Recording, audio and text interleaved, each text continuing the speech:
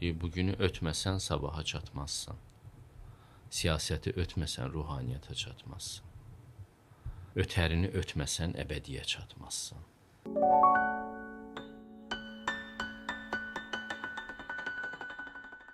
Xoş gördük sizi Müşfiq bəy. Bugünkü qonağımız filosof Müşfiq Ötkündür. Birbaşa artıq söhbətə başlamaq istəyirəm. Daha doğrusu ürəyi dolu gəlmişəm, suallarım çoxdur. Müşfiq bəy, mən belə deyim də, biraz arzular, xəyallar çox quran insanam. Çox şey arzulayıram. Ona çatdıqdan sonra da biraz belə şübhələnirəm ki, elə bil ki, bu arzu lazım deyildi, elə bil. Ona çatdıqdan sonra, çatana qədər deyil. Ümumiyyətlə, arzu sizcə gözəl bir şeydirmi? Yəni, həyatda gərəkən bir şeydirmi? Yoxsa arzu özündən sonra boşluq yaratan bir şeydir sizcə? Necə düşünürsünüz? Arzu dirilik əlamətidir. Həyatın ilk nişanəsidir. Məsələn, bu stəkanı mən qoymuşam bura, o heç vaxt yerindən tərpənməyəcək. Çünki onun arzusu yoxdur. Amma mən bir iti, məsələn, saxlaya bilmərəm 5 dəqiqə sakit. O ətrafa baxacaq, nəyisə xoşuna gələcək, nəyisə arzulayacaq. Bir buridan eşşeyi deyən bir məsələ var fəlsəfədə ki, iki ot tayasını eşşəkdən eyni məsafədə qoysanız, eşşək hansına doğru gedə biləcəyini bilməyəcək və nəticədə ac qalacaq, acından öləcək. Amma əslində reallıqda belə olmur. Canlı varlıqlar həmişə bir şeylər arzulayırlar və ona doğru gedirlər. Bu həyatın canlılıq ifadəsidir. Yəni canlı varlıq bir şeylər arzulayır və ona doğru gedir. Çünki onun seçimləri var və o həyatı bu cür tədqiq edir. Arzular vasitəsilə və Budda kimi bir müdrik adam da bəşəriyyətin lap sabahında durub deyir ki, heç nə arzulamayın. Arzulamayın. Arzulamayın. Nə verirlərsə onu sevin. Tanrı sizə nə veribsə, bu varlıq sizə nə veribsə, elə onu da arzulayın. Bu əslində sonuçda belə bir şeyə gəlməkdir ki, narahat olmayın. Sizə nə lazımdırsa veriblər. O arzular sizi əsas yoldan uzaqlaşdıracaq. Fikir verirsiniz, indi qərb mədəniyyəti nəyin üzərində qurulub? Arzula, sən bacararsan. Motivasiya söhbətləri. Hamısı dəlixanaya aparır, inanırsınız.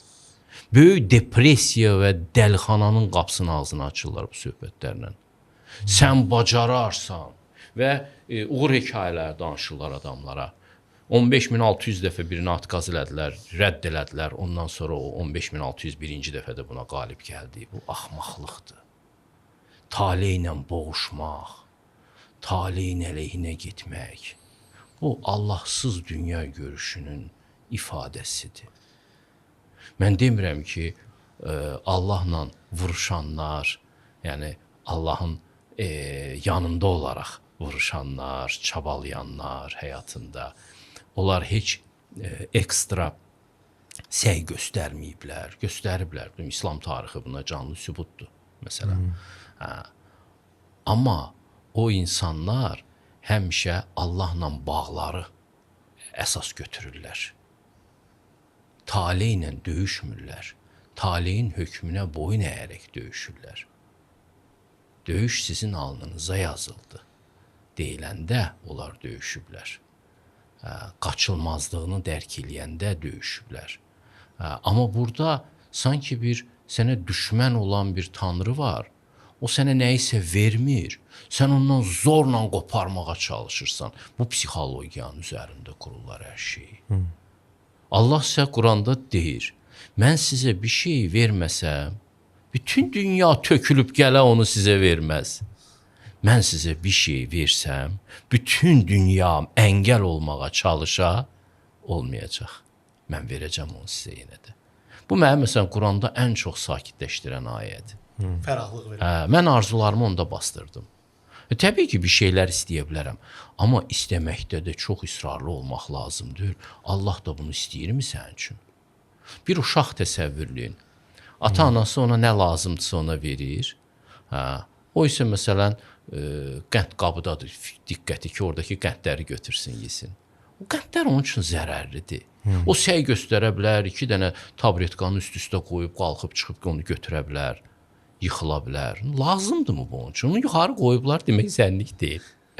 Müşfiq bir dənə sözünüzü kəsəcəm. Mənə biraz çətindir bu danışıqda sözünüzü kəsmək. Amma ki, yenə də bir şey qeyd eləmək istəyirəm. Bayaq dediniz o motivasiya dolu çağırışlar və yaxud da həmin o dediyiniz o uşağı, o həmin qənd maralı. Bir də bir kitab oxumuşdum. Bayaq Nihat'a onu danışırdım. Deməli bir mətbəə işçisidir, kasıbdır, yəni kvartirant qalır belə deyək. Yəni kasıbçılıqla bir uşağı var, bir həyat yoldaşı var. Həmişə arzusu pul olub. Yəni çoxlu pulum olsun. Bir gün düzdür, bir karikatur hətta belə deyək, kitabda burada prosta nəyə ima eləyir? Bir gün $1 milyon yerdən tapır, bir çamadan tapır, onun içində $1 milyon. O $1 milyon sadəcə bir dəfə ağzını açıb baxa bilir və onun o vahiməsi, onun o qorxusu, onun bütün həyatını dəyişir. Ondan $1 belə xərcləyə bilmir. Amma başına gəlməyən bir şey qalmır. Həmin o $1 milyon üstündən qurduğu xəyallar. Yoldaşı da hətta bundan narazılıq eləsə belə ki, bunun yəni kasıbçılıqdan, belə şeylərdən. Amma $1 milyon ondan sonra bir qəpik də xərcləyəmir və onun o atmosferi onları yəni boğur, hə. Yoldaşı da ayrılır, yoldaşı da gedir xəyanət edir hətta buna. Çox belə qarışıq bir momentlər yaranmışdı orada. Yəni insan bilməlidir nəyi arzulasın, bəlkə onu demək istəyir. Çünki Allah onun üçün nə verirsə, nəyi layiq bilirsə, Allah sənin ruhun keçmişini də bilir də. Bilir ki, sənin ruhuna nə lazımdır. Hə, məsələn, sənə böyük pullarla ünsiyyətdə olmaq lazım deyil. Sən onu arzulama da. Məsələn, Konfutsi deyir ki, mən başa düşdüm ki, göylər mənim zəngin olmağımı istəmir və özümü elmə əsir elədim. Bu, balaca bir remarkadır, amma burada o qədər dərinlik var ki, hər bir insan başa düşməlidir ki, göy ondan nə istəyir? Tanrı ondan nə istəyir və həyatını da ona uyğun qurmalıdır. Və qərb aşılayır insanlara ki, arzuluyun, sonra bacararsınız. Şərq deyir, görsən ki, bacarırsan, arzula. Çörəyi ver çörəkçiyə, birin də üstəlik. Əgər sən çörəkçi oldunsa, hə, bu işi arzula. Yox, əgər bu səndə hələ yoxdursa, onu arzulama. Bilirsiniz, nə baş verir? İstedadsız adamlardır. Məsələn, ağlına soxur ki, alim olsun. Çünki alimlik adı prestijlidir. Gedir alim olur. Adam elmi qısqanır o adamlara. Gəncliyimdə də qısqanmışam, indi də qısqanıram elə adamlar görəndə. Sənin malın deyil bu. Niyə gəlib bulaşırsan bu işə? Amma istəyir. Çünki qərb fəlsəfəsi də bunu aşılayıb. Heç kim mənə yox deyə bilməz, mən bacararam. Sonra gedir diplom da alır, deyir, gördün, mən bunu bacardım. Deyirəm, heç nə. Asif Atanın bir sözü vardı. Deyir, köhnə deyir, basketbolçu Moskvada alim olub gəlmişdi. Diplomunu mənə göstərəndə dedim ki, sən sübut elədin ki, hətta axmaq adam belə alim ola bilər. Sən nəyi sübut edirsən ki?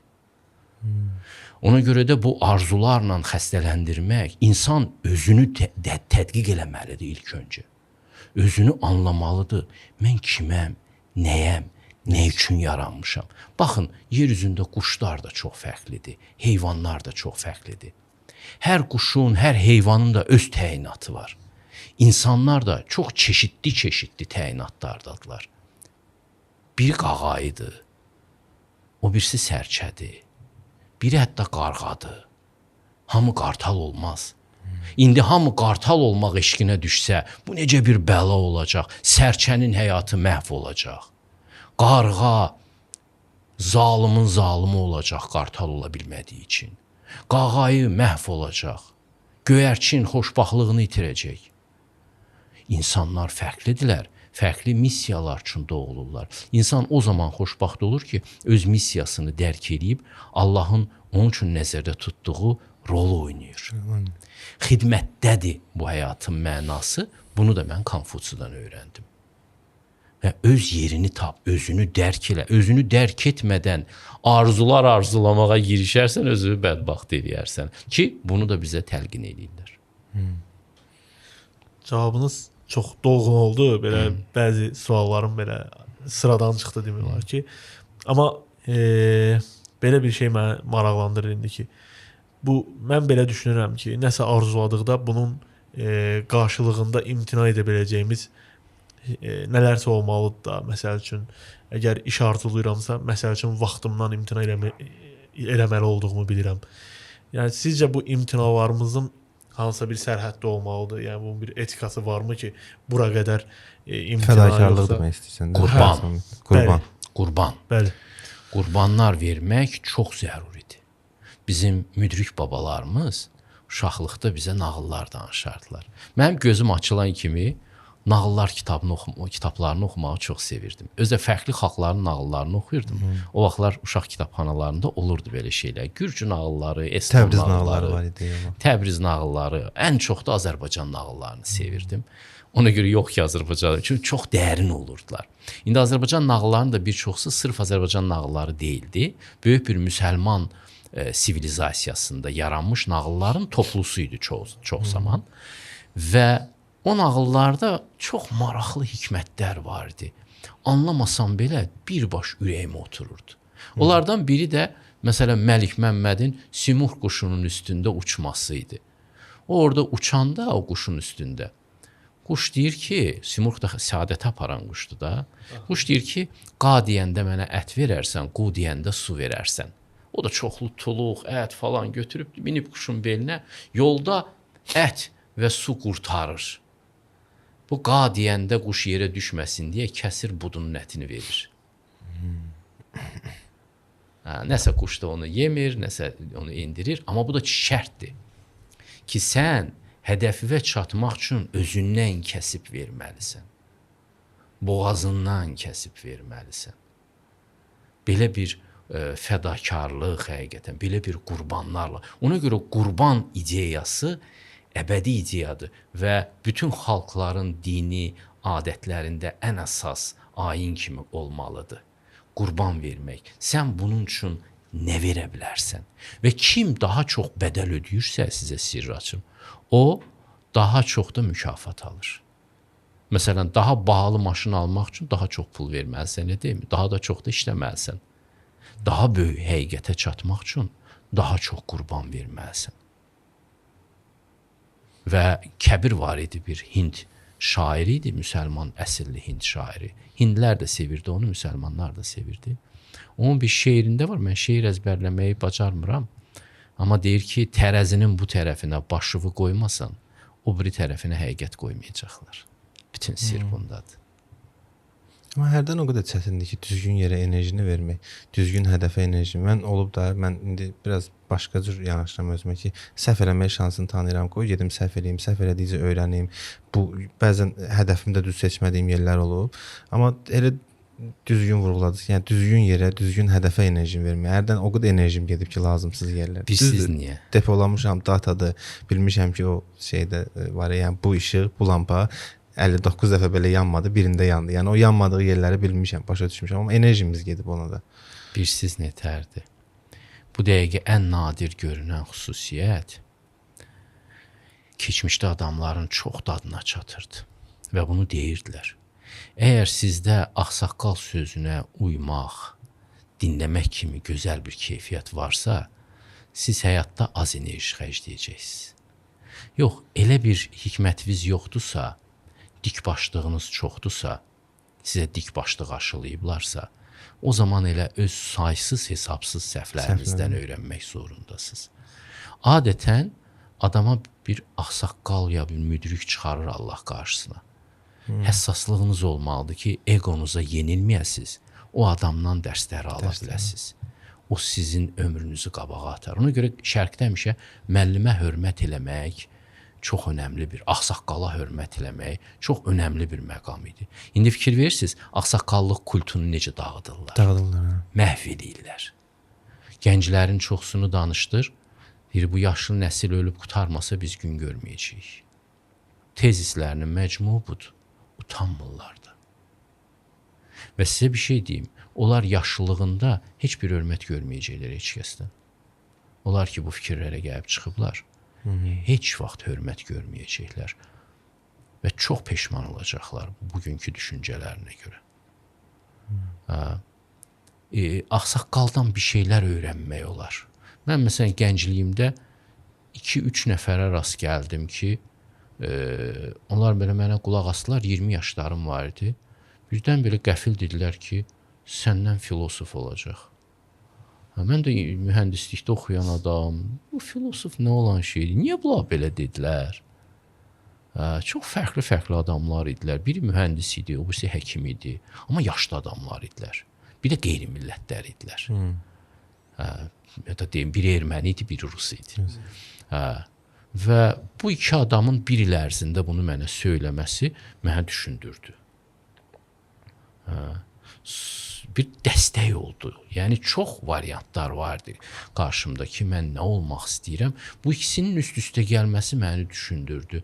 Filosof nədir? Getdim kitablardan baxdım ki, filosof nə deyən şeydir ki, bunlar nə işlə məşğul olurlar ki, niyə məni buna oxşatdılar? 21-22 yaşlarım var idi, 20 yaşım var idi hətta birinci ilə rastlaşanda. Sonra da daha bir-iki nəfər və bu möhkəmləndi. Mənim ömrümdə başqasının rolu çox olubdu. Hər bir adamın da ömründə başqasının rolu çox olur. Amma kaş ki mən az dikbaşı olaydım. Mən çox dikbaşı idim. Biz Sovet tərbiyəsi görən uşaqlar üsyankar və dikbaşlıq öyrədirdilər bizə. Üsyankarlıq və dikbaşlıq Marksizmin verdiyi ən təhlükəli bir şeydir. Amma yenə buna rəğmən bəzi şeylər götürə bildim müəllimlərimdən, ağsaqqallardan. İndi yaşlanmışam. Ən yaxşı öyrənmək halına indi gəlmişəm. İndi o böyük adamların sözlərinə çox həssasla qulaq asıram. İndi adamlar var da 70 yaşlarında olublar. Onların kitabları qalıb. İndi də sağ olanlar var. Onlara çox diqqət edirəm çünki mənim ehtiyacım var olan sözlərinə. Bəsirəti olan adamlardan məsləhətlər alanda gənclər, onda onlar öz səhvləri üzərində öyrənmək zərurətindən qismən qurtulmuş olurlar. İnsanın öz səhvlərinin təcrübəsi də bahalıdır, amma daima səhv eləyən özünü məhv eləyir, xərcləyir. Bir moment var, mən indi öz işdə komandamızla olan bir momenti deyəcəm. O qədər o çətin prosesdir ki, məsəl üçün deyirəm ki, bunu belə eləyəm, mən burada səhv eləmişəm, amma da onu açıqlamıram da. Bəzi momentlərdə səhv eləmişəm. Gəl bunu sən belə elə. Sən də axı belə eləmisən. Bu moment var. Yəni bizim həmişə atamıza qarşı da üsyanımız olub. Yaxşı, sən özün də bunu belə eləmisən. Bu momentlər var. Hansı ki siz demişdiniz, yəni ağsaqqala qulaq asın. Bu bunu eləyib də, bu bundan nəticə çıxardı və o nəticəni mənə verir.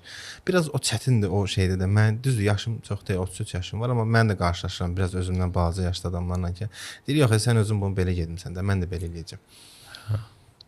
Elə. Yəni o adama da mərhəmətlə demək lazımdır. Elə. Özümüz də elə olmuşuq. Düzdür, mən heç vaxt evdəkilərə qarşı bir üsyanım olmayıb, heç vaxt ki, yəni mən axına qarşı gedəcəm, siz belə deyir, elə bir şeyim olub, ki, necə onların xəttinə dəyməmək şərti ilə özüm öz işimi eləmişim, görmüşəm, yox, burada yıxıldım. Həmişə demişəm, öz ağlımdan yıxılacam, amma yıxıldığım yerlərim olub, dilimə gətirməmişəm. Amma elə yerlərim də olub ki, bəs sən özün axı bunu eləmişsən, valideynimə demişəm məsəl üçün də. Yapacaq bir şey yoxdur. İnsan özgəsinin təcrübəsindən bəhrələnsəydi nə vardı ki?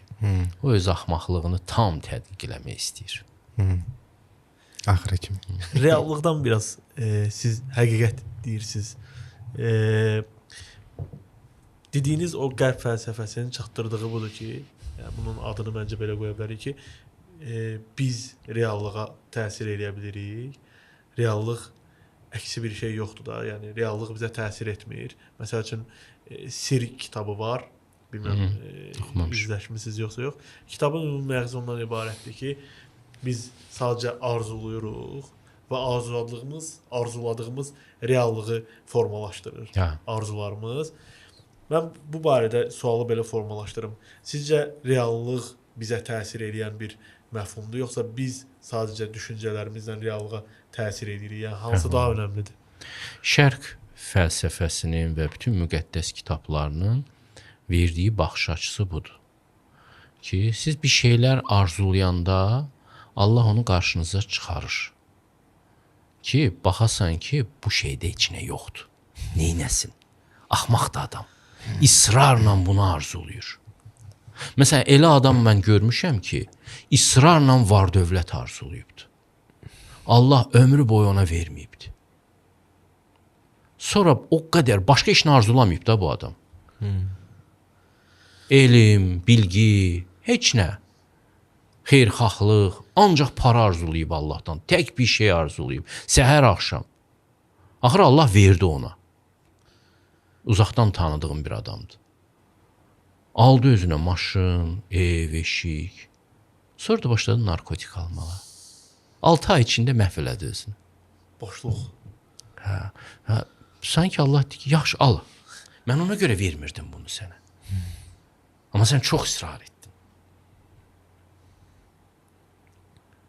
Başa düşürsünüz? Yəni bizim arzularımız, o həyat koçları var, deyir ki, arzularınızla siz arzulayın. Yox, bir baxmaq lazımdır ki, bu gerçəkliyin arxasında duran Allah nə istəyir? Allah deyir, mən sizin arzularınızı eşidirəm, amma istəyirəm siz mənim də nə arzuladığımı eşidəsiniz. Quranda. Mən sizdən nə istəyirəm? Mən sizi nə üçün yaratmışam? Siz burada nə üçün mövcudsuz yer üzündə? Missiyanız nədən ibarətdir? Nə etməlisiniz öz həyatınızla? Siz mənə sarı gəlməlisiniz. Deyim cavabı, çünki bu sualları qoyandan sonra kimsə indi deyəcək cavab neymiş? Sizin həyatınızın canı, məğzi Allaha sarı getməkdir. Hər cür üslubla, hər cür yolla. Amma siz başqa şeylər arzulayırsınız. Bu mənada bizim arzularımız və bizim ən çox da təkcə arzularımız yox. Bizim etdiklərimiz, bizim gələcəyimizi dizayn edir. Məsələn, bugün gəlib çıxdığımız məqam, bir təxmini deyirəm də, 5-6 il əvvəl nəyin üzərində işləmişiksə, onun nəticəsidir. Düşüncələrimiz, arzularımız, sözlərimiz və əməllərimizin nəticəsidir.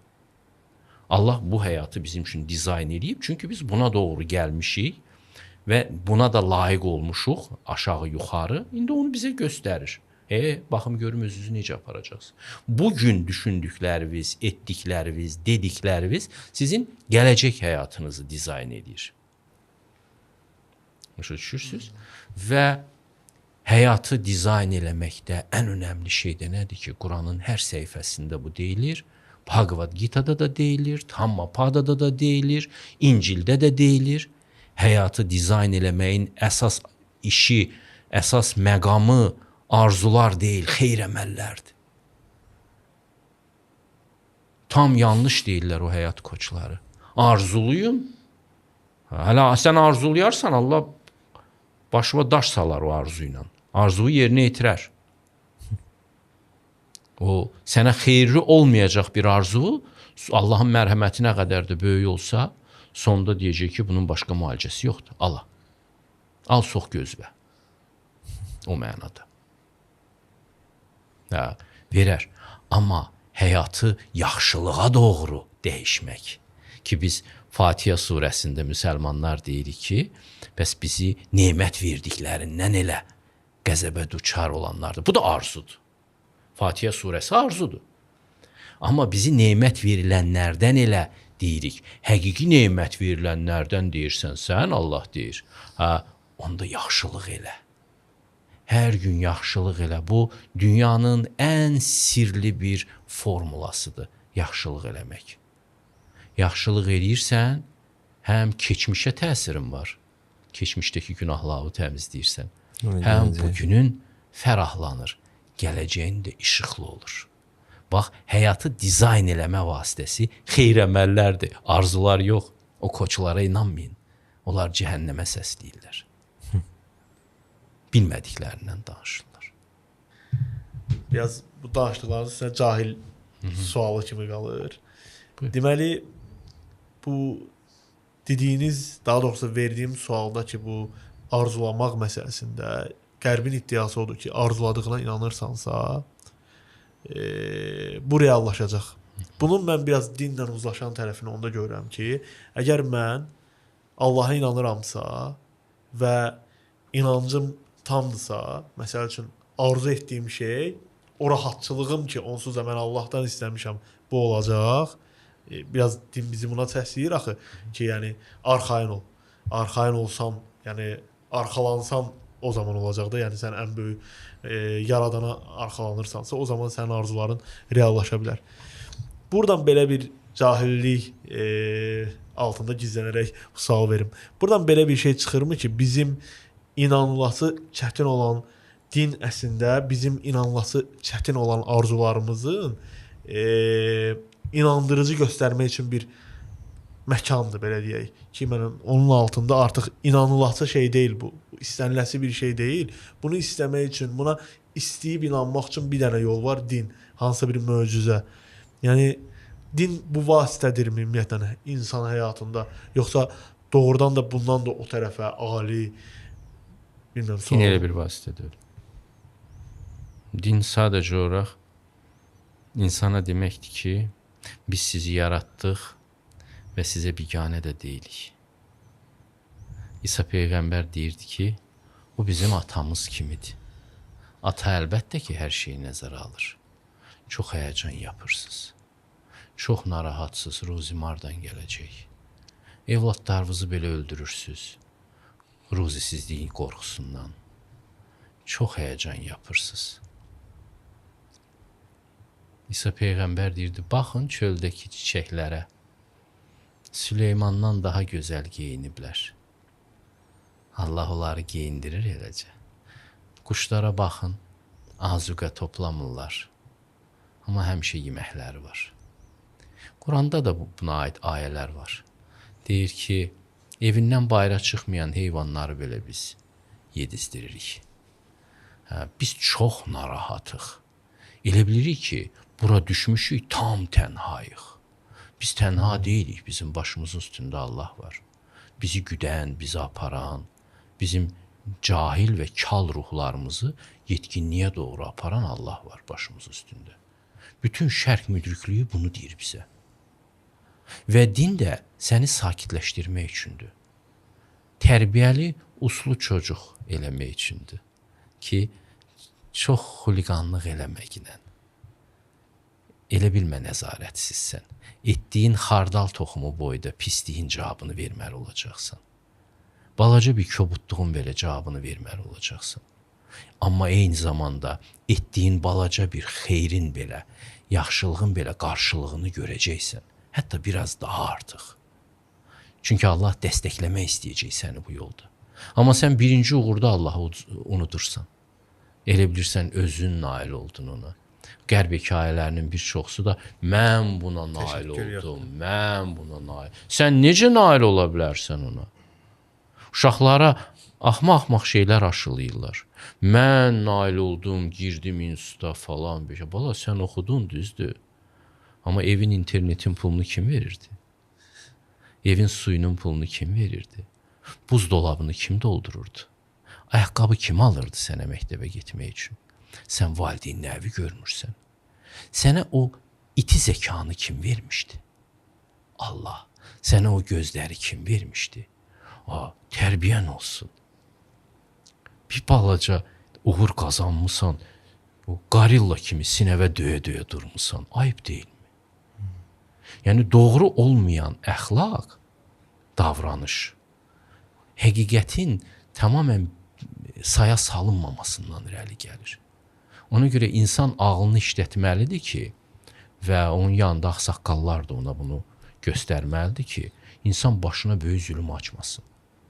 Bu dünyanın ən böyük illüziyası odur ki, bizə elə gəlir ki, biz burada başlı başınayıq. Nə istəsə eləyə bilərik. Nə istəsən eləyə bilməzsən. Heç kim bu dünyada nə istəsə eləyə bilməz. Və bu gözəldir. Biz niyə çox şey eləyirlər, belə PR eləyirlər o cümləni? Hərənin öz səhvi var, hərənin öz düzü var. Yəni hərə düz, yəni mənə görə düz birdir də, məsəl üçün bu şeyin cavabı budur, məsəl. Yox, indi şey eləyirlər ki, məsəl hərənin öz düzü var. Sənə görə düz olan, mənə görə səhv. Həqiqətin nisbiliyi söhbəti. Bəli, yəni sənə görə düz olan, mənə görə. O dəfə bir söhbət oldu. Mən həmin adamı qınamıram. Sadəcə prosta söhbət edirdi ki, məsəl üçün mən atamdan hər hansı bir qayğı görməmişəm, belə eləməmişəm, bu qayğını mənə verməyib, mən indi narazılığını bildirir, biraz da daha coşub belə. Axırda qayıtdım ki, bax, indi eyni statusdayıq, eyni yerdəyik. Gəlib çıxmışıq bura kimi. Təşəkkür borcumuz olmalıdır. Çünki bizim evdən çox loru dilə deyəcəm. Yəni ət əksik olmuyor. Universitetə pulumuz olub, gedib gəlmişik. Bunların hamısının fonunda bir dəfə çönüb təşəkkür bildirmirsən ki, o da qayğı versin, yoxsa yox? Vermirlər. Valideynlərini görmürlər uşaqlar. Valideynini görmürsə, Allahı heç görmür. Yəni dilimə gətirməyə bilərəm, amma mən onu başa düşürəm ki, mən bunların hamısını Gətirin. sonu. Dilinizə də gətirin. Bəli, o heç. Məsələn, bu da bir ayrı bir Azərbaycanlı xəstəliyidir. Deyir ki, mən sevirəm, amma mən bunu sözü demək istəmirəm. Yox, əzizim, ağlından keçirəcəksən, Deməli. ağlıva nəzarət edəcəksən. Ağlında pis fikirlər gələndə Allaha sığınacaqsan, Allaha. Ola bilər ağlıva kontrolsüz fikirlər də gəlsin. Əgər uzun müddət kontroldan kənarda böyümüsənsə, sənin ağlıva hər bir giş fikir gələ bilər. Allaha sığınacaqsan. Allahın kitabını oxuyacaqsan və yaxşı sözləri dilə gətirəcəksən. Yaxşı sözlər deyəcəksən, sonra da yaxşı əməlləri deyəcəksən. Valideynə sağ ol deməyin yolları var. Sağ ol deyirsən, qayğı göstərsən ona, bir şeylər hədiyyə eləyirsən, bilmirəm. Təqdimatı həmin özündə. Bu Allahın çox xoşuna gəlir. Mən bunu bilmirdim. Mən bunu uzun müddət anlamamışam. Adamlar soruşa bilər ki, sən özün buna necə gəldin, çatdın? Öz axmaqlığımdan gəldim, çatdım. Bu qədim bir elmdir. Bizdən əvvəlki nəsillər bunu yaxşı bilirlər. Biz 20-ci əsrdə böyüyənlər, biz bunu unutduq. İndi 21-ci əsrdir. İndikilər heç bilmir. Deyilə bilirlər ki, bu qədimlərin nağıllarıdır. Yox. Valideynləri razı salmaq yoludur. Allaha yaxınlaşmaq yolu. Valideyn zalım ola bilər. Valideyn yanlış da ola bilər. Allah bilir sənə necə valideyn verib. Demək sənin işin biraz da çətindir. Valideyn yanlış bir şeylərə səni çağıranda getmə. Gülümsə. Amma acı sözlərlə cavab vermə. Qayğıvı da əksik eləmə. Valideynlə münasibət bu cür olmalıdır. Mən belə bir sual verim. Buyurun. İstəməsəz kəsə bilərik bu yerini də. Din məsələsində bunu tam səmimi verirəm. İnanc məsələsində adam gəlir hansısa bir yerə kimi çatır. Sonra görürsən ki, bunun bir neçə addım da atsam, kimsə istifadə edəcək məndən və yaxud mənim kimilərdən. Yəni dinin hansısa bir vasitə kimi istifadə olunduğunu açıq-aydın müşahidə edirik bəzi yerlərdə. İstər bəzi dövlətlərin idarə etmə şəklində, istər nə bilim hansısa bir digər kiçik təşkilatlanmaların idarə etmə şəklində görürsən ki, bu din idarə etmə sistemi kimi istifadə olunur. Mənim inancım onda deyil ki, bu sadəcə bir konstitusiyadır. Mən inanıram, yəni inanclı insanam, amma burada artıq adam qalır ki, belə İslammı, digər dinmi, İslamdırsa şiəlikmi, sünnilikmi və yaxud digərlərimi. Burada seçimi yaxşı necə eləyək ki, düz olaq, düzgün yeri gedək, səhv eləməyək. Bir həyat yaşayırıq, onda səhv yola verməyək. Mən onun tərəfdarıyam ki, xilas çox yaxında olur. Məsələn, uşaq dünyaya gələn kimi yeriyə bilmir ki, o elə o başını hərrədir bura, anasının döşü yanında olacaq. Quranda bunun ayəsi də var. Biz uşağı dünyaya gətirməmişdən əvvəl onun südünü hazırlayırıq. Və o təxminən yanında olur. Həqiqət bu torpaqlarda var. Hansı ailədə doğulmusansa, o ailədə sənin yolun var artıq. Məsələn, şiəsənsə, şiə olginan. Heç bir orada problem yoxdur. Sünni ailəsində doğulmusansa, sünni olginan. Xristiyan ailəsində doğulmusansa, xristiyan olginan. Buddist ailədə doğulmusansa, buddist olginan. Mən dinlərin hamısını oxumuşam. Böyük dinlərin. Hamısı eyni şeydən danışır onsuz da. Ona görə də heç bir problem yoxdur. Sən hardan Allaha yol tapacaqsın. Çox fərqli yollar var. Quranda deyir ki, ağ, qara, qonur, qırmızı. O yollar Allaha doğru gedən yolların işarətidir. Və istəyən Allaha bir yol tapa bilər. İsa Peyğəmbər isə deyirdi ki, Allaha doğru gedən yollar saysız hesabsızdır. O tək deyil ki, qədim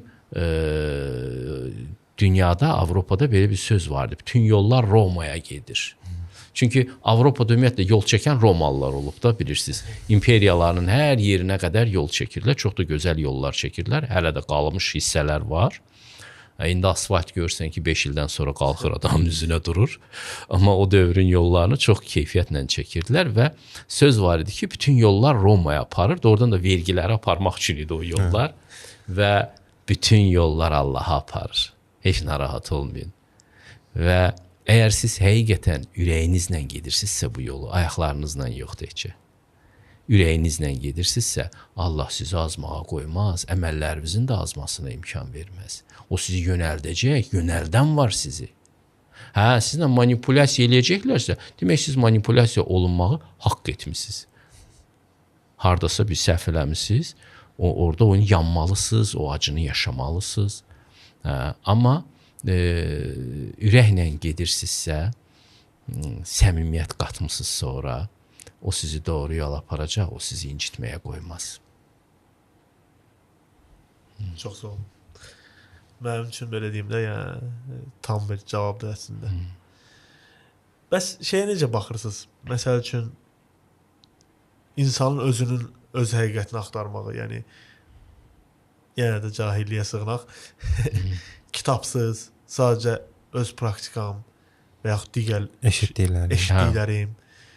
Yəni kitabdan ehtiyat etmək şərti ilə. Okey. Yoxlayın, onu da yoxlayın. Mən elə yoxladım onu ömrü boyu. Harısı 40 yaşıma kimi mən elə onu yoxladım. Özüm bir şey tapacağım. Analiz edəcəm. Sonra 40 yaşına kimi gələndə çıxdı ki, xeyr ola sən öyrənməyəsən. Bütün yolları yoxladın, bir şey çıxmadı. İndi də bu yolu yoxla da. İndi də sənə tamamən cahil görünən yolu yoxla. Cahillərin yolu, bəsitlərin yolu kimi gördüyün yolu da yoxla. Otur dizviqatda, oxu o kitabları. Nə olar ki? Bütün o yolları yoxladın da. Sonunda bu da var. Amma özün axtaracaqsansa, burada bir fəlakət var. O fəlakət də egodur. Niyə başqasından öyrənməyəsən ki? Nə olub ki? Məsələn, bir su içmək istəyirsənsə, əyiləcəksən. Bulağa əyiləcəksən. Bu qaydadır. Çörək yemək istəyirsənsə, belvi qatlayıb, taxılıb içəcəksən, üyüdəcəksən, iş görəcəksən. Hazır yemək olmur. Yeməklə hamısını hazırlayır insan. Hətta meyvələr belə insan əkməlidir, baxmalıdır öncə.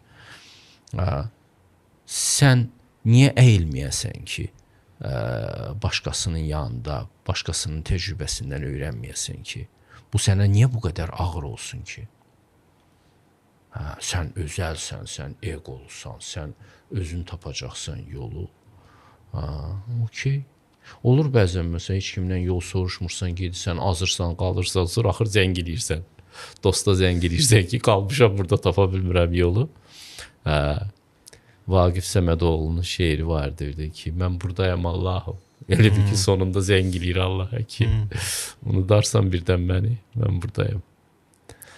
Belə bir şeydir, yəni.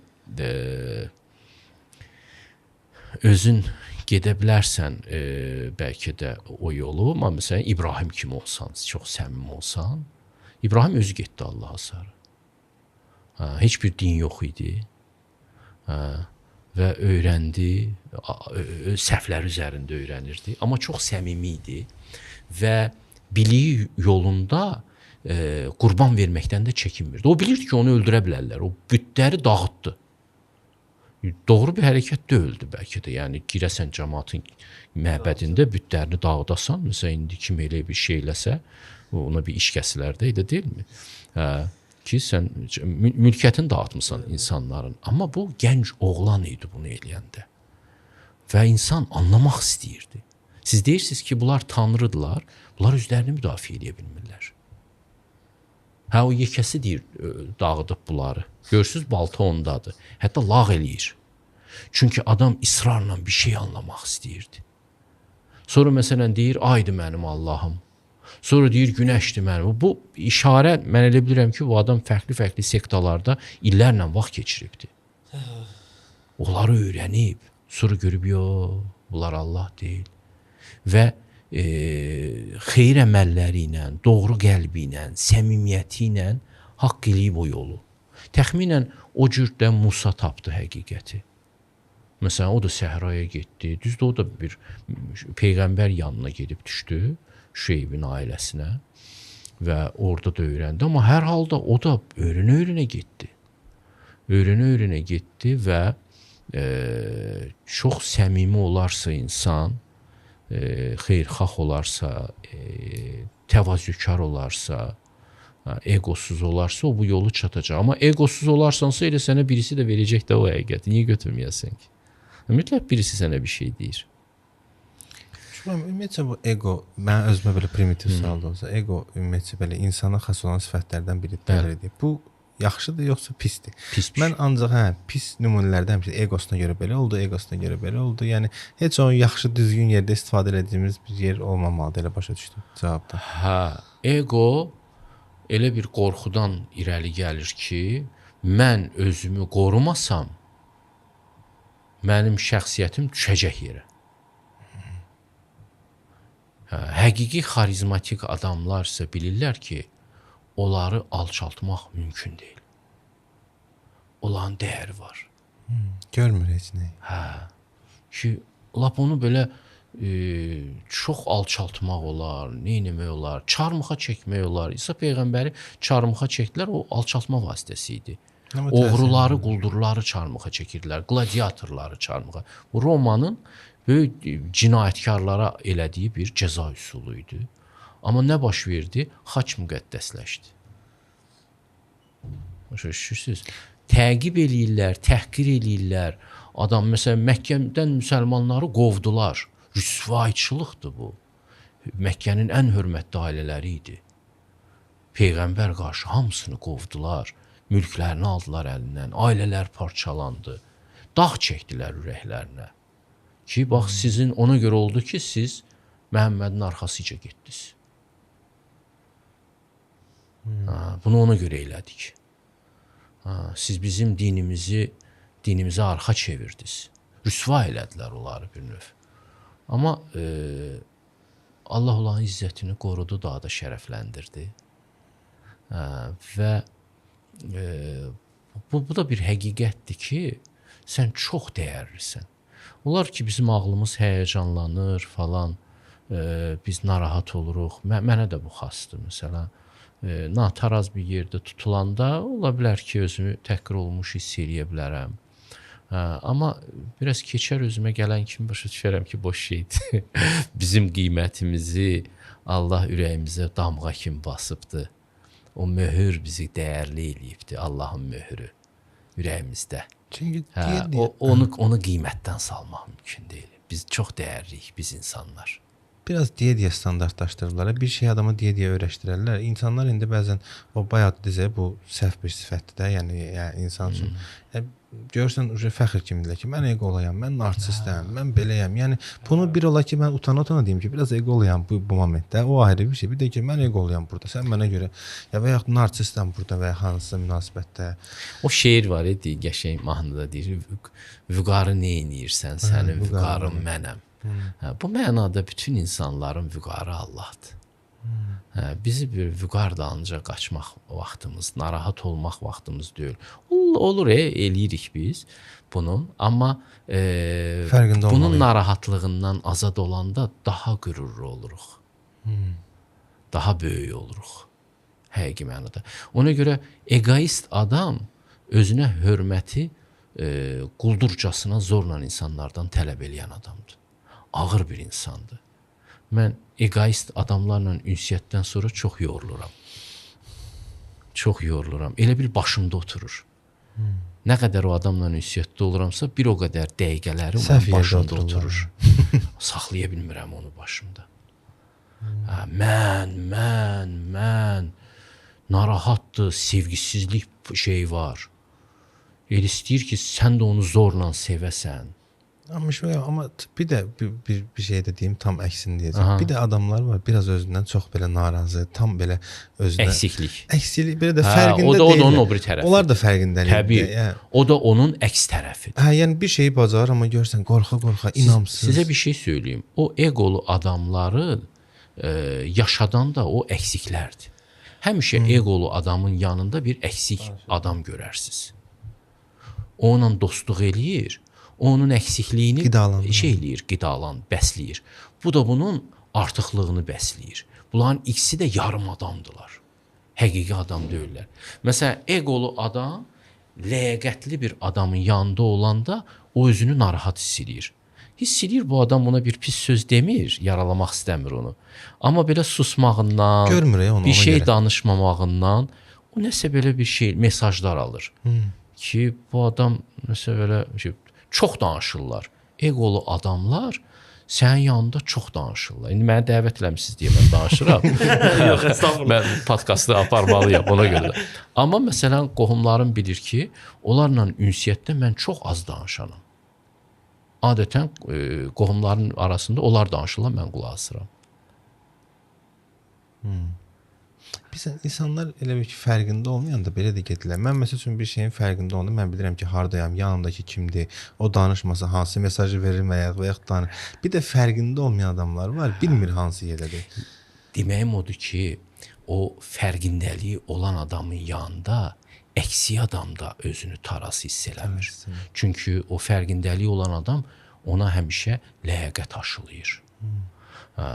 O şey olan adam da, eqolu adama da ləyaqət aşılayır. Dəstəkləmir onun egosunu. Ən yaxşı halda da görmür onu. O da ona... Çünki o eqolu adam səndən də nökərləmək istəyir mütləq. Münasibətinin, onun quldurluğu oradadır. O səninlə kontakta girir, amma elə bir tonla girir ki, səndən nökər yaratmaq istəyir. Sən də nökər olmursan ona, o belə nataraz olur, hirslənir. Başa düşürsünüz, söhbət şeyini pozur, söhbətin harmoniyası olur. Balans. Ona görə ego bir xəstəlikdir. Adamı müalicə eləmək lazımdır. Məsələn, keçmişdə sufilər var idi. Onlar bilirsiniz nə ilə müalicə eləyirdilər. Çox eqolu adam gəlir, amma istəyir həqiqəti dərk eləsin də. Deyir, sənin çarən bir dənədir. Məsələn, sən gərək başı, saqqalı, hamısını qırxdırasan, gedəsən, durasan bazarın ən gür yerində, boynundan bir torba qoz asasan, bir dənə də belə yazı yazasan. Kim mənim peysərimə bir şapalaq vursa, ona bir ovuc qoz verəcəm. Qoy səni çırpsın gəlib gedən, gülsünlər sənə, sən də onlara buna görə qoz ver. Ancaq bu yolla səni egodan təmizləmək olar. Bu çox ağır bir imtahandır. Amma müdrik kişilər bunu deyirdilər. Yalnız bu cür sənin canından bu zibili çıxarmaq olar bəlkə. Bəlkə. Çox kardinal bir şeydir ya. Ya da gedəcəksən, indi bunun izləri də qalıb bəzən. Qapı-qapı düşüb dilənəcəksən, icma üçün pul dilənəcəksən. Xeyr əməllər üçün. O dilənmək, o eqolu adam üçün çox ağır bir imtahandır. İndi düşürlər ki, əhd eləmişdim, 7 qapıya düşəcəm. O bilirsiniz, o keçmiş müəllimlərin dərslərindən qalma qalıntılardır. Dilənçiliklərinə haqq qazandırırlar. Bunu dilənçi üçün demirdilər, eqolu tələbələr üçün deyirdilər. Gedin dilənin. Sonra topladığınız pula gedərsiniz, acdarı doyuzdurarsınız. Gedin, istəyin, sizə həqarətlə baxacaqlar. O sizin dərmanınızdır. Sizə üstdən aşağı baxacaqlar, pulu atacaqlar, qapını da bağlayacaqlar. Əyləcəksiniz, o qəpikləri yığacaqsınız. O sizin egonuzu müalicə edəcək. Biraz türmə anlayışlar. Ego çox iyrənc bir şeydir. Və ondan azad olanda quş kimi uçacaqsınız. Ondan azad olandan sonra, sən böyük elmi öyrənməyə hazırsan.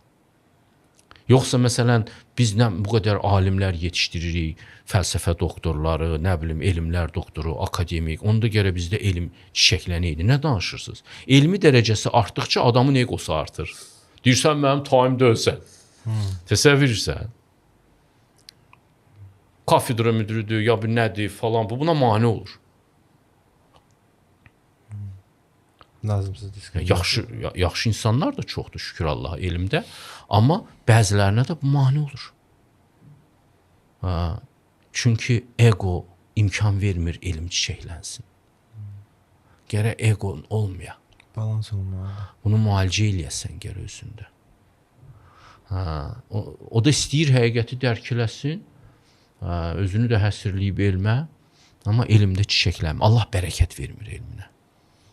Biraz bir şey var. Adam səhv bir şey eləyəndə bəlkə də düzgün nümunə deyil.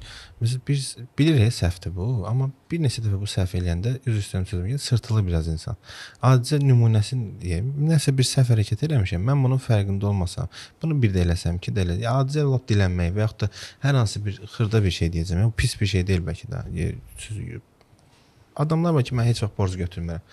Bir götürür, iki götürür, amma biraz sırtılırsan orada. Yəni bu sözün bəlkə şeydir, səhv ola bilər. Yəni səhv bildiyin şey bir neçə dəfə eləyəndə bunu normallaşdırırsan özündə. Və hamında navrot o elə bir ki, protiv gedirsən bu yolu. Və hamında özünə qarşı gəlmiş kimi hiss edirsən. Yəni onlar o ego bəlkə də elə başa düşürəm mən məsələni. Yəni öz düz səhvlərini cəmaata düz kimi çatdırmağa çalışırlar. Təbii ki, ego yanlışın üzərindəki israra əsaslanır. Özünü də hamıdan böyük görür. Layiq olmadığı halda. Layiq olanda özünü hamıdan böyük görmür. Özünü hamıya boşlu hiss edir. İsa Peyğəmbər bir dəfə eşidir ki, tələbələri öz aralarında danışırlar, həvarilər. Kim daha böyükdür, kim daha böyükdür. Yarış şey deyirlər, gözünü açır, deyir su gətirin, ayaqlarınızı yuyacam sizin. Başlayır onların ayaqlarını yumağa. Hirsizlərdən böyük olan hamında qayğısına qalacaq. Böyüklük bunun üçündür. Böyüklük öyünmək üçün, nə bilim, fərq yaratmaq üçün deyil. Böyüklük fərq yaradır onsuz da. Amma bu hamının xidmətində olan bir şey olur da. Hamıya kömək olan bir böyüklük. Gözəl sözdür, hamıya borclu saymaq da özü. Amma ego çox problemli bir şeydir. Çox sağ olun Müşfiq bəy. Sağ olun, siz də sağ olun. Mən gözləyirdim ki, onsuz da siz danışacaqsınız, biz dinləyəcəyik, amma yəni bu dərəcədə dolğun deməyək, sözüm düz çıxsa doyuzduran cavablar. Yəni çox sağ olun. Siz sağ olun. Ümid edirəm ki, podkastınız baxılacaq. İnşallah. Biz də ümid edirik. Çox sağ olun. Çox sağ olun, minnətdaram.